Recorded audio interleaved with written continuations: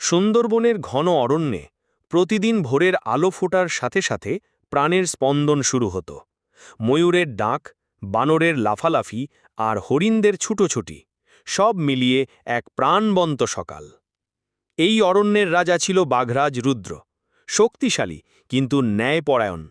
তার শাসনে কেউ কাউকে অন্যায়ভাবে কষ্ট দিত না। সুন্দরবনের প্রাণীরা একদিন দেখতে পেল জঙ্গলের ধারে একটা খাঁচায় বসে আছে এক অচেনা প্রাণী।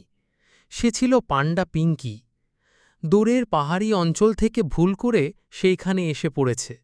সে কাঁদতে কাঁদতে বলল, আমি শুধু একটা ঘর খুঁজছি আর কিছু বন্ধু।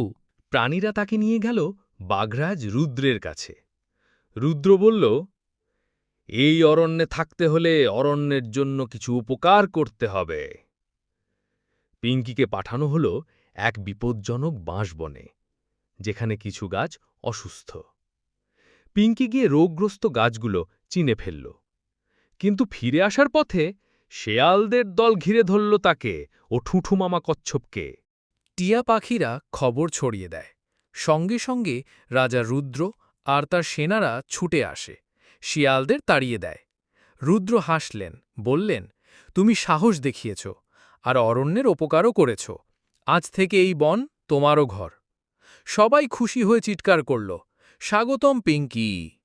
পিঙ্কি হাসল। সে বুঝে গেল এখন থেকে সে একা নয়। এরকম মজার কার্টুন ভিডিও দেখতে চ্যানেলটা সাবস্ক্রাইব করে দাও আর লাইক করে দাও।